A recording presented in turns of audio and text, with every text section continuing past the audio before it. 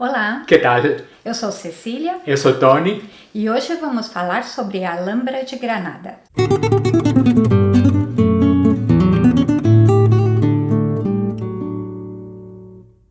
Bem-vindos ao canal do Espanha Total no YouTube, onde compartilhamos dicas de viagens pela Espanha. E dando continuidade à nossa série de vídeos sobre lugares extraordinários da Espanha, hoje vamos falar do lugar que creio que achamos um dos mais espetaculares de toda a Espanha, a Alhambra de Granada. Está no top dos nossos lugares prediletos, não só da Espanha, mas provavelmente do mundo. Um lugar excepcional. E como você já deve ter percebido, a Alhambra é uma de nossas paixões. E hoje vamos te contar um pouco da história e também te relatar como é uma visita ao monumento.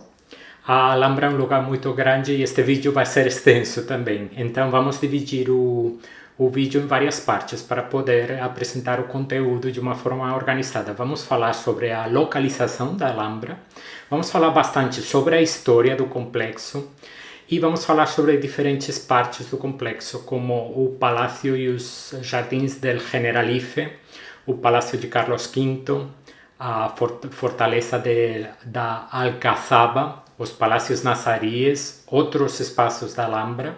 Vamos falar sobre os ingressos e finalmente vamos dar umas informações práticas. Antes de mais nada, a Alhambra recebe seu nome por causa dos muros avermelhados. Em árabe, Qalat Alhambra viria a significar Castelo Vermelho. A Alhambra está localizada no alto da colina de Al-Sabica, na ribeira esquerda do rio Tajo, no oeste da cidade de Granada e diante do bairro do Albaicín.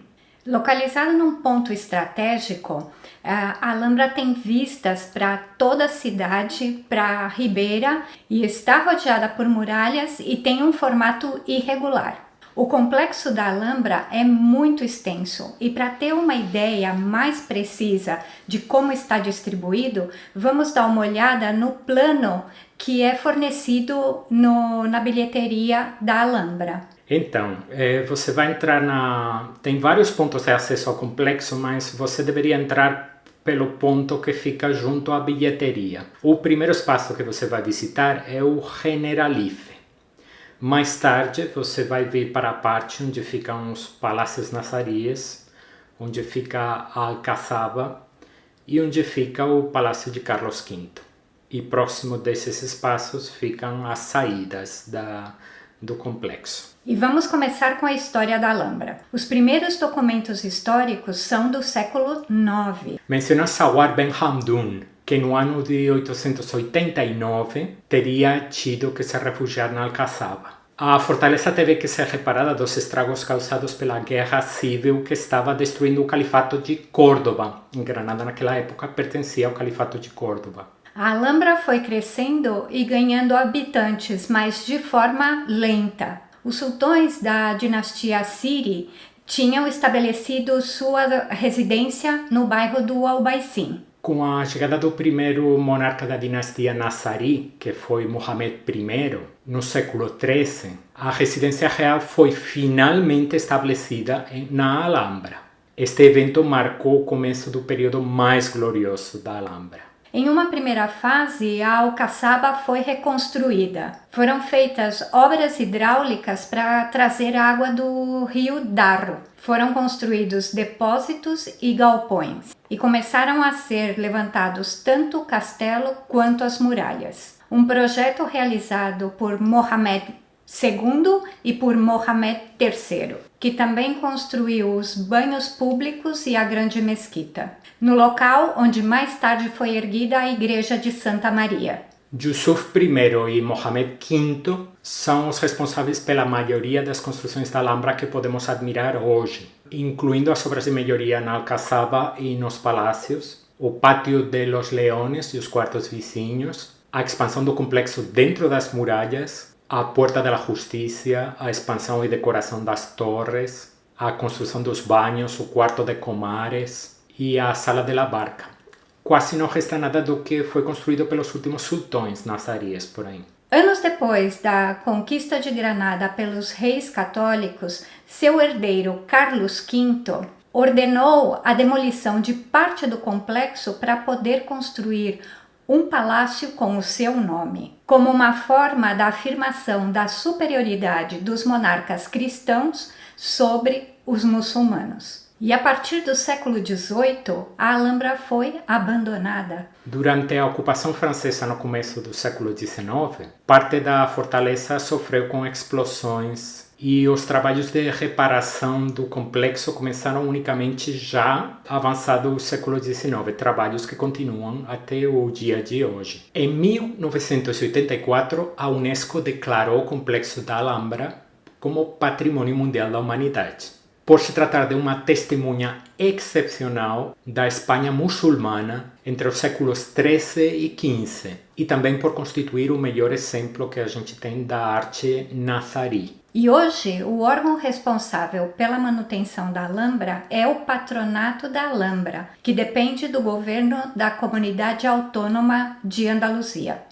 Então vamos com a visita, vamos falar sobre os lugares mais importantes que você vai conhecer durante sua visita, e o que vamos fazer é seguir o roteiro que é proposto pelo Patronato da Alhambra, o roteiro que acreditamos que você deveria seguir na sua visita ao complexo. Logo depois de sair da bilheteria, o primeiro lugar que você vai visitar é o Generalife. Siga as indicações e acompanhe um caminho rodeado por ciprestes que vai te levar até os jardins do Generalife. O palácio e os jardins do Generalife ocupam um morro que tem vistas tanto para a cidade quanto para a Alhambra. A teoria mais popular que explica o nome do lugar é que seria o jardim do arquiteto, porque em árabe Al-Arife é arquiteto.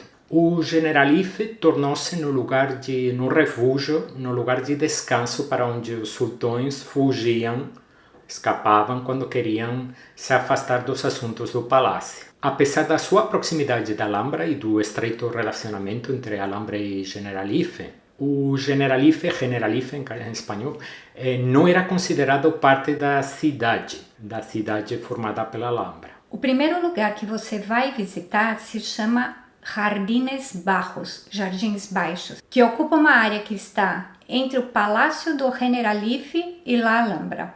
Você não vai acreditar, mas na verdade os jardins são resultado de trabalhos feitos no século XX. Não são antigos. Em 1921, quando o governo espanhol comprou o Generalife, a opinião pública foi favorável à criação de um parque num espaço que até então estava ermo, não tinha nada, absolutamente nada. O primeiro jardim que ficou pronto, em 1931, está situado na parte que fica mais próxima do Palácio do Generalife, portanto mais afastado da Alhambra. É um jardim labirinto, com roseiras e cipreste. E em 1951 foi realizada uma ampliação com bases nos jardins árabes, incluindo espaços com água e acrescentando mais cipreste. E o projeto foi concluído em 1952 com um anfiteatro ao ar livre.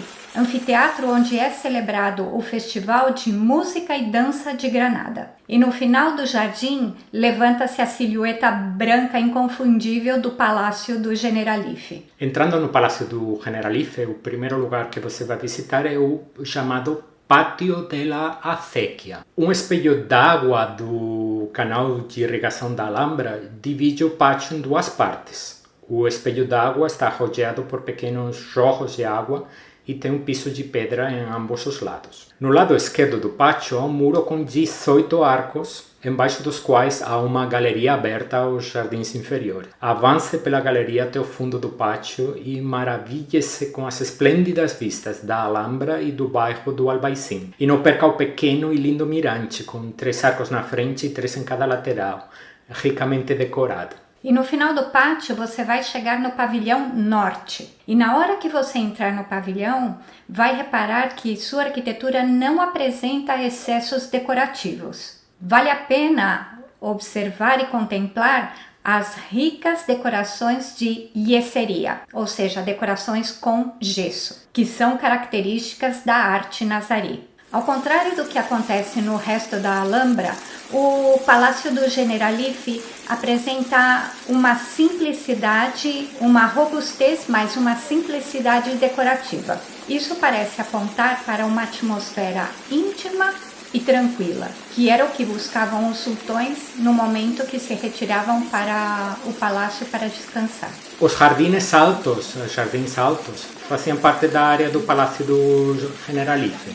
Estão situados acima dele e ofereciam as melhores vistas do complexo. Seu elemento mais destacado, além das vistas do Generalife, é a escalera del agua, a escada da água, que conta com um corrimão por onde desce água dos canais de irrigação da Alhambra. É muito curioso. Volte até o começo da escada, que foi usada para subir nos jardins altos, nos jardines altos, e continue seu caminho por um longo corredor coberto com plantas. E na sequência aparecem ciprestes rodeando esse caminho. E no primeiro cruzamento, entre a direita, na direção da Alhambra. A entrada na cidade-palácio da Alhambra é feita cruzando uma ponte e atravessando a muralha. Caminhe em frente, seguindo as indicações para o Palácio de Carlos V e para os Palácios Nazaríes. E à direita você vai ver o Parador Nacional, um luxuoso hotel que fica dentro das instalações, dentro do complexo da Alhambra. Se seu orçamento permitir e você quiser se hospedar na Alhambra, existe essa possibilidade, é o Parador Nacional.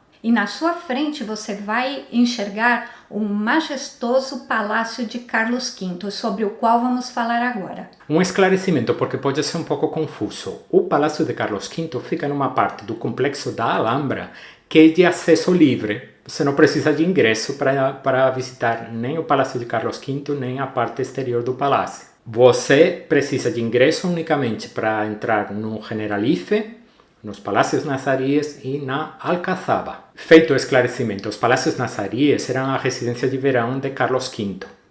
Carlos V de Espanha, primeiro da Alemanha. Como imperador do Sacro Império Romano Germânico, Carlos V procurava um lugar, ou precisava de um lugar que oferecesse conforto para ele e sua família. E esse conforto, eles não estavam encontrando esse conforto nos Palácios Nazaríes. E com essa finalidade, mandou construir um palácio com instalações muito mais confortáveis, mas que estivesse próximo dos palácios árabes.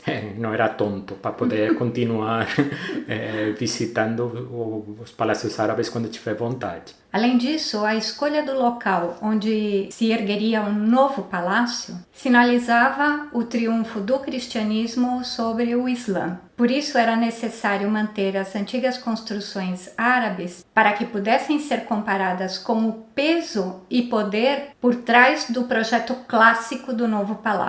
As únicas fachadas completamente decoradas estão ao sul e ao oeste. As laterais norte e leste estão ligadas aos Palácios Nazaríes. O responsável pelo projeto foi Pedro Machuca, um arquiteto apaixonado pelo Renascimento.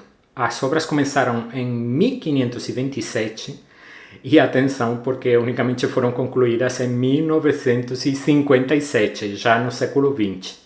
A construção atravessou inúmeros problemas, falta de financiamento, revoltas.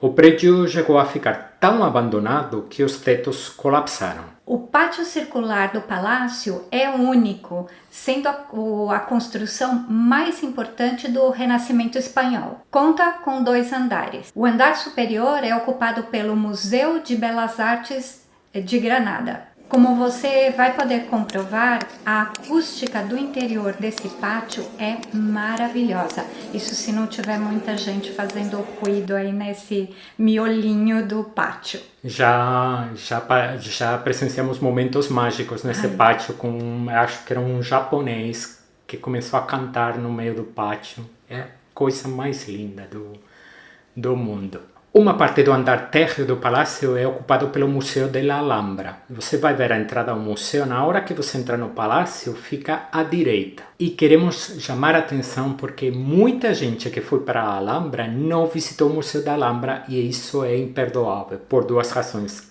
Bom, por várias. O ingresso é gratuito, você não paga por entrar. E dentro eles têm uma coleção de objetos e de partes da Alhambra maravilhosa. Então reserve tempo para visitar o Museu da Alhambra porque é muito, muito, muito bonito e interessante. O museu, logicamente, está focado na arte hispano-muçulmana. Os palácios nazaríes ficam logo à direita do Palácio de Carlos V, mas nós vamos nos dirigir a Alcazaba, porque vamos deixar o top dessa visita para o final, porque sempre queremos ir de menos para mais. E o top dessa visita são os palácios nazaríes, por isso não entramos agora, e é o que a gente indica que você não faça, deixe para o final. E para chegar na Alcazaba, você vai ter que atravessar a Puerta del Vino.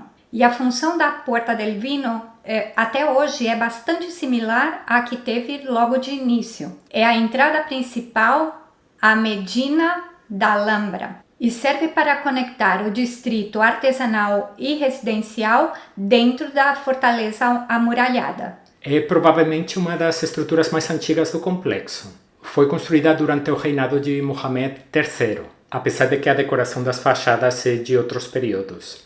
Ao se tratar de uma porta interior, que dá acesso à fortaleza, e não uma porta exterior, não conta no seu interior com a forma de cotovelo que é característica das portas defensivas árabes, um formato que você vai ver em outras partes da Alhambra. E saindo da porta, logo à sua frente, se ergue a fortaleza da Alcazaba. A primeira referência histórica da Alcazaba é do século IX.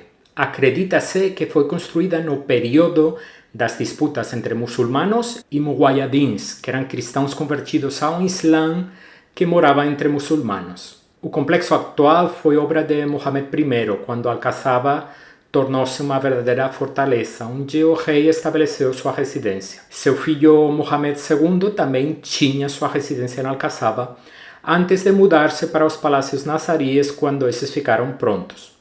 A partir desse momento, Alcazaba foi utilizada unicamente como fortaleza militar. Quando os reis católicos tomaram Granada, realizaram muitos reparos na Alcazaba. E como outras partes da Alhambra, a Alcazaba ficou abandonada durante séculos. E somente no final do século XIX e começo do século XX que foram encomendados vários reparos na construção. A entrada na Alcazaba é feita pela parte inferior da Torre del Homenaje. E uma entrada em forma de L impede que desde o exterior você possa ver a parte interior da fortaleza. A porta leva até um interior com mais curvas, até que o espaço se abre de forma que os defensores pudessem controlar o acesso dos possíveis invasores desde um ponto mais elevado e assim defender a Alcazaba. E o caminho termina na Praça de Armas. E a Praça de Armas era um local dedicado à parada das tropas durante um período de paz e ao estabelecimento de estratégias defensivas durante as batalhas. Era também a área residencial da Guarda Real do Sultão, a guarda que patrulhava os palácios. A área era conhecida como Distrito Militar. Um estreito caminho atravessa o recinto, dividindo em duas metades. Ao norte, paredes e pisos formam figuras irregulares com casas de diferentes tamanhos, mas com estruturas similares. Eram as moradias da Guarda Real e suas famílias.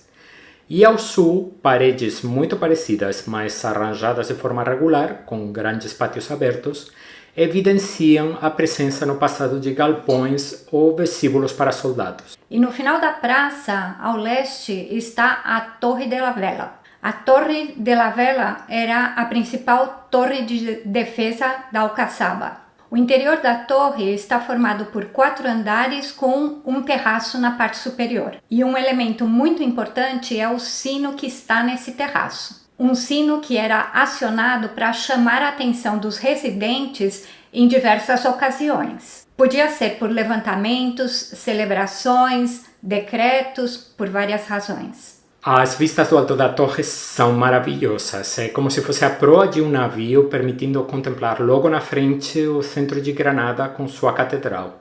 Mas as vistas são panorâmicas, incluem também o Albaicín. Várias torres defensivas dentro da Alcazaba, viradas para o Albaicín, oferecem vistas igualmente espetaculares. Então não deixe de se aproximar dessas torres, porque as vistas valem muitíssimo a pena. De todos os espaços da Alhambra, o único que exige que você tenha um horário marcado são os palácios nazarés. E, como nós já falamos, recomendamos que você faça isso em último lugar, porque, na nossa opinião, é o espaço mais espetacular que você vai visitar na Alhambra. A fila para a entrada aos Palácios Nazarés se forma na frente do Palácio de Carlos V e recomendamos que você esteja nessa fila aproximadamente meia hora antes do seu horário marcado. Após a primeira fila, haverá uma outra fila para passar pelo controle de segurança que é exigido para entrar no palácio. Vamos logo com dois esclarecimentos muito importantes. O primeiro é sobre o termo nazaríes, que já mencionamos inúmeras vezes no vídeo. A dinastia dos nazaríes foi a última dinastia muçulmana que governou na Península Ibérica, entre 1238 e 1492, que é a data da reconquista ou da conquista de Granada pelos reis católicos. A queda do último sultão nazarí na Península Ibérica marcou o fim da presença ou do domínio árabe na Península Ibérica. O segundo esclarecimento é que o complexo dos Palácios Nazaríes está formado, na verdade, por três unidades diferentes. O Mexuar corresponde com a área semipública do palácio e era lugar para a administração de justiça e os assuntos do Estado. O Palácio de Comares era a residência oficial do sultão e o Palácio de los Leones era a parte privada do complexo onde ficava o harém. As três áreas se diferenciam não só pelas suas funções, mas também pelos seus estilos artísticos. O Mexuar e o Palácio de Comares apresentam um estilo tipicamente muçulmano. Já o Palácio de los Leones deixa ver influências cristãs, que provavelmente devem ser a amizade que existia entre Mohamed V e Pedro I. Lembrando que Pedro I foi o monarca cristão que mandou construir o magnífico Palácio Mudéjar do Real Alcázar de Sevilha. E agora deveria aparecer na parte superior da tela um link para o vídeo que já gravamos sobre o Alcázar de Sevilha, uma atração imperdível na cidade. A visita aos palácios é muito fácil de completar, porque existe uma única entrada e uma única saída, e você vai seguindo o fluxo de visitação.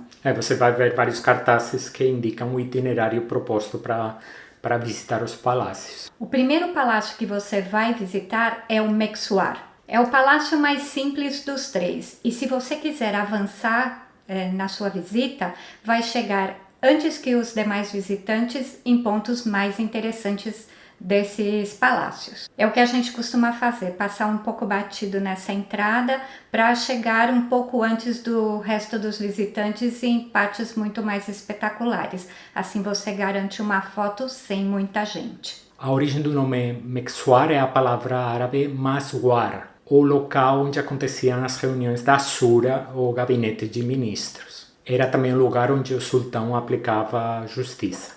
O Mexuar é um espaço anterior no tempo ao Palácio de Comares e ao Palácio de los Leones. E vamos até o Palácio de Comares, que era a residência oficial do sultão. E o palácio está formado por vários quartos que estão dispostos ao redor do que se chama Pátio de los Arrayanes. O sultão queria que a decoração da sua residência deixasse uma profunda impressão nos visitantes. E por isso pediu aos seus arquitetos para que o palácio fosse construído e adornado de forma delicada e sofisticada. O primeiro e espetacular elemento é a fachada de Comares, que separava os setores familiares e administrativos dentro do palácio.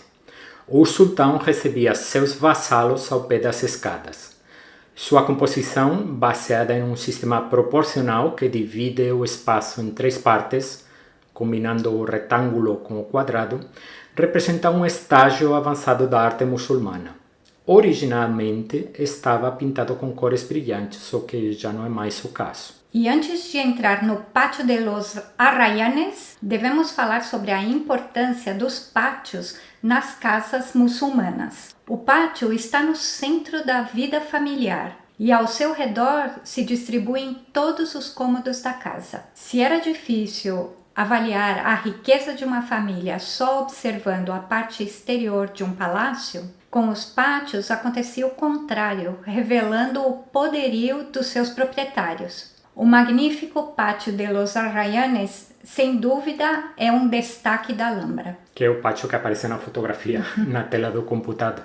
Um espelho d'água divide o pátio e recebe água de duas fontes que ficam nos extremos. Há várias câmaras a ambos lados do pátio e pórticos nas partes mais estreitas desse retângulo.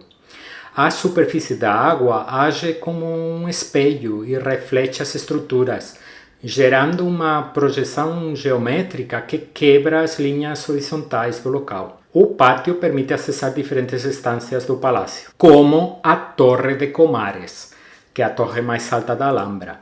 A lenda diz que aqui aconteceu a reunião na qual Boabdil decidiu entregar Granada aos reis católicos. Nos diferentes espaços do palácio você vai ver ricas decorações, tanto em azulejos quanto em gesso, combinando motivos geométricos e arabescos, na forma de folhas e flores e elementos epigráficos. A partir do Pátio de los Arrayanes você vai acessar o Palácio de los Leones. Quando Mohamed V sucedeu ao seu pai, Yusuf I, foi muito além de simplesmente finalizar o trabalho começado pelo pai.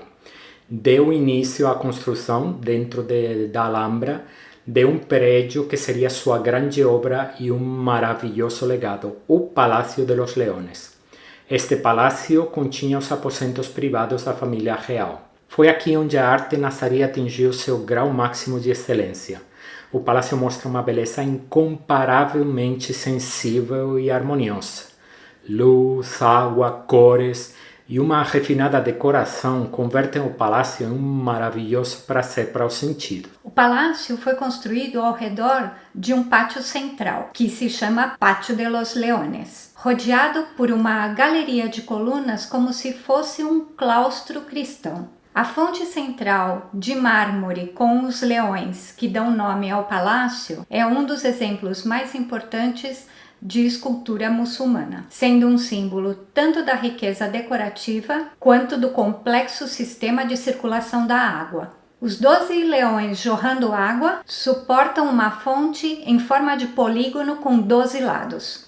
A partir do pátio é possível acessar os diferentes espaços do palácio. Um deles é a Sala de los Abencerrajes, que recebeu esse nome por ter sido o cenário na qual a família dos Abencerrajes, convidada a um banquete no palácio, foi decapitada, como se fosse o Game of Thrones, mas em época dos nazaríes. Não deixe de observar a cúpula, em forma de estrela de 8 pontas, que se estendem, dando origem a 8 estruturas que lembram estalactites. A Sala de Dos Hermanas ficava no meio de uma série de cômodos onde morava a sultana e sua família.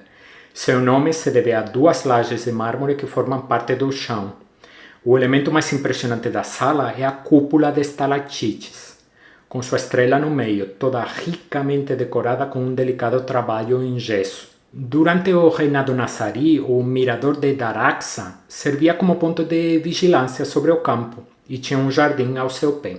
Seu nome espanhol deriva do árabe Ain Daraísa, que seriam os olhos da casa de Aisha. O mirante conta com os azulejos mais delicados da Alhambra. No caminho de saída do palácio, você vai poder contemplar detalhes dos banhos árabes do complexo. Saindo dos palácios nazaríes, você vai entrar numa outra área conhecida como El Partal. Durante a presença árabe, houve muitos prédios aqui, pertencentes aos magnatas que viviam ao redor dos palácios nazaríes. À esquerda você vai ver a estrutura que dá nome a esta área da Alhambra, o pórtico do Palácio del Partal. O pórtico, com seus 5 arcos, tem um lago na sua frente. E uma pequena curiosidade, uma cúpula de uma torre desse pórtico está hoje em um museu em Berlim. porque houve um tempo, não há tanto tempo, que a Alhambra era propriedade particular. Então, um alemão, que era o dono do pedaço, levou a estrutura de madeira para Berlim. A Alhambra conta com muitos outros espaços visitáveis. O primeiro é a Puerta de la Justicia, um dos principais acessos ao complexo, que você muito provavelmente vai usar para sair e não para entrar. E aliás, se você quiser retornar à cidade caminhando, basta cruzar a Porta de la Justicia, virar à direita e seguir a avenida até a parte baixa. Você vai chegar na Puerta de las Granadas, que é o limite entre o complexo e a parte da cidade. É uma descida super tranquila. Em menos de 10 minutos você está no centro de Granada, se você quiser voltar a pé. Importante, todo mês a Alhambra libera a visitação um espaço que normalmente fica fechado. E um espaço que muda de um mês para outro. Na última vez que a gente foi para a Alhambra, esse espaço era a Torre de las Infantas. Lindíssima, lindíssima. Então, confira, eles costumam publicar essas informações no site, mas você também pode perguntar na bilheteria no momento de entrar no monumento, porque sempre há algum lugar que vale muito a pena, que você não vai poder conhecer se voltar para a Alhambra em alguma outra época do ano. Pergunta qual é o espaço do mês. E vamos falar agora sobre uma parte muito importante da visita à Alhambra, que são os ingressos. O Patronato de la Alhambra, que como já falamos é o órgão responsável pela Alhambra, vende vários tipos de ingressos combinados. E na hora de você escolher seu ingresso, o mais importante é que você garanta que inclui a visita aos Palácios Nazaríes, porque nem todos os ingressos incluem essa visita. Então, os ingressos mais baratos podem não incluir a visita aos Palácios Nazaríes. E já conhecemos gente que foi para a Alhambra e não visitou os Palácios Nazaríes, que é uma coisa muito triste, muito triste. E quando você for comprar o seu ingresso, você vai ter que escolher o dia e, importante, o horário de visitação aos Palácios Nazaríes. O horário de visitação aos Palácios Nazaríes é controlado e você deve entrar nesse horário marcado. Já o restante da Alhambra você pode visitar no mesmo dia em qualquer outro horário. No passado tinha uma restrição de manhã, tarde, não existe mais. Você vai poder entrar em qualquer horário do dia da sua visita. Uma dica que já apontamos ao longo do vídeo. Como os Palácios Nazaríes são a parte mais bonita de toda a visita, já dissemos que, por favor, deixe essa visita por último, não faça ao contrário, vá primeiro aí e depois visitar as outras atrações do complexo. Por isso, se você for visitar a Alhambra no período da manhã, deixe os Palácios Nazaríes para o final da manhã. E se você for visitar no período da tarde, Palácios Nazaríes no final da tarde.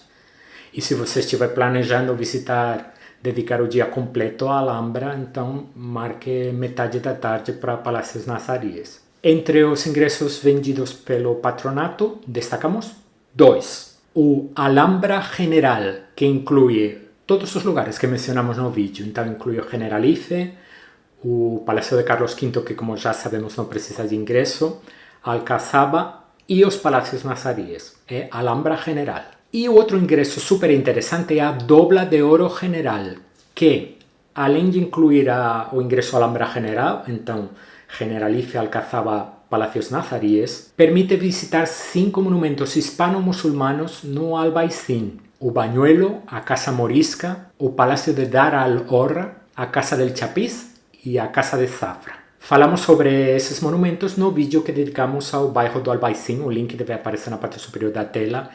O Albaicín é um lugar imperdível de Granada. A Granada tem 3 partes imperdíveis: a Alhambra, Albaicín e o centro. Então, fizemos um vídeo te contando tudo o que você precisa saber sobre o Albaicín. E nesse vídeo também falamos sobre a Dobla de Oro General, porque achamos que é um ingresso super interessante.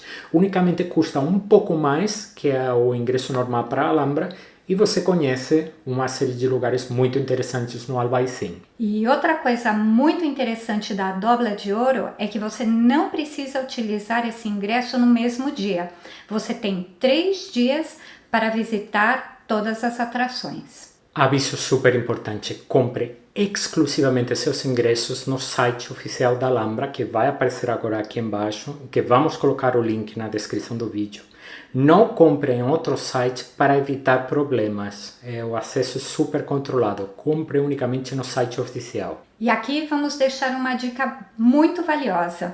O nosso primeiro vídeo do canal foi dedicado a essa dica. Não perca o vídeo, assista o vídeo, mas resumindo, compre seu ingresso para a Alhambra o quanto antes possível, porque esgota. E agora, após a pandemia, o número de pessoas que entram na Alhambra foi reduzido. Então, se antes era um problema achar ingressos, agora essa situação vai piorar. Não durma no ponto. Existe outro ingresso chamado visita noturna aos Palácios Nazaríes. É possível visitar os Palácios Nazaríes à noite e numa visita que a gente fez para Granada, fizemos essa visita noturna. Tentamos experimentar um pouco de tudo para levar essa nossa experiência para você. E a nossa experiência não foi positiva, então é uma visita que nós não recomendamos. Deveria ser a escolha de quem já visitou a Alhambra várias vezes durante o dia e tem a curiosidade de saber como é esse espaço à noite. As razões para nosso veredito negativo são várias. A visita noturna não percorre todas as partes dos Palácios Nazaríes que são visitadas durante o dia. O projeto de iluminação não é coerente, usa diferentes fontes de luz com potências fracas e fortes, banhando de forma desigual os espaços iluminados. Custa acreditar que um monumento tão incrível como é a Alhambra não tenha tido o privilégio de receber um projeto de iluminação noturna de acordo com a importância do lugar. Em alguns momentos da visita, a sensação que fica é que o patronato resolveu espalhar vários holofotes para poder viabilizar uma visita noturna, gerando uma nova fonte de renda para o complexo. E, finalmente, é a indescritível sensação que produz chegar no Pátio de los Leones durante o dia, essa mesma sensação que experimentaram os reis católicos ou o imperador Carlos, se perde na visita noturna, porque tiveram a pitoresca ideia de simular uma iluminação de noite com lua cheia. Então, basicamente, você não enxerga nada. Então, e como todos os espaços estão ricamente decorados com azulejos coloridos e com a parte de yeseria, que é toda a decoração em gesso, à noite, com esse tipo de iluminação, é praticamente impossível que você aprecie a riqueza de detalhes, porque como tentaram simular uma iluminação de tochas ou da lua cheia, é óbvio que isso não vai te dar luz suficiente para admirar toda a riqueza de detalhes. Para finalizar, vamos falar sobre como chegar na Alhambra e outras informações práticas. É muito fácil chegar na Alhambra. Saindo do centro, você poderia até subir a pé, mas nós não recomendamos porque você já vai percorrer uma área muito extensa e dedicar muitas horas nesse seu passeio. Então, poupe suas pernas e suba com o micro-ônibus que vai direto da parte baixa de Granada até a Alhambra. São duas linhas, a C30 e a C32, e partem de um ponto que fica muito próximo da Praça de Isabel a Católica, bem no centro de Granada. Além de subir descansado, você não perde tempo valioso, porque você vai demorar meia hora para chegar na Alhambra, então dedique esse tempo que você vai precisar dele para fazer o passeio não complexo. Há vários pontos na Alhambra, pontos de ônibus, então você vai descer no ponto Alhambra Generalife, que fica junto à entrada à bilheteria do complexo. E uma das perguntas mais frequentes é: quanto tempo devo dedicar à Alhambra? E como você já deve ter reparado, porque já falamos sobre isso várias vezes, o complexo é muito extenso, com muitos lugares para visitar. Então, na nossa opinião, calcule umas 3 horas para fazer uma visita bastante acelerada e 5 horas para uma visita razoável. Mas não seria nenhum absurdo dedicar um dia completo, principalmente dependendo da época do ano que você vai visitar a Alhambra. Mas no final, tudo vai depender do tempo que você for dedicar à cidade de Granada. E falando em organizar o seu tempo, você pode organizar esse tempo da maneira que você quiser. Só que nós já fizemos esse trabalho por você no nosso Granada em 2 dias. Granada em 2 dias é um guia da nossa autoria. Já fomos muitas vezes para Granada para deixar um guia muito lindo que contém 2 roteiros de visitação à cidade. São 2 roteiros muito detalhados, com indicações precisas de como ir de um lugar para outro, ainda com o bônus de dicas dos melhores barzinhos de Granada ao longo do caminho. Um roteiro está dedicado ao Albaicín, o bairro do Albaicín, e outro roteiro combina o Centro Histórico de Granada com a Alhambra. Aliás, o guia contém mais de 15 páginas dedicadas à Alhambra. O guia forma parte da nossa coleção de 11 guias da Espanha dedicados às principais cidades turísticas da Espanha. Vamos colocar links na descrição do vídeo para que você possa consultar os títulos, os diferentes guias. Pronto, e aqui chegamos no final do vídeo de hoje, onde tentamos te contar tudo que sabemos sobre a Alhambra de Granada. Que você já deve ter reparado que é um lugar querido. Já fomos para a Alhambra muitas vezes e nunca cansamos de voltar, porque, sério mesmo, é um lugar excepcional. E não se esqueça, você tem alguma dúvida? Utilize as caixas de comentários para deixar sua dúvida. Vamos ter o maior prazer em respondê-las. E se você já visitou a Alhambra, deixa a sua opinião para a gente. Vamos gostar muito de saber a sua opinião sobre a visita. E se você gostou do vídeo, deixa um like para a gente. E se você quiser acompanhar nossas dicas de viagens pela Espanha, inscreva-se no canal. Quem sabe se a gente não se vê na Alhambra. Hasta pronto! Até o próximo vídeo!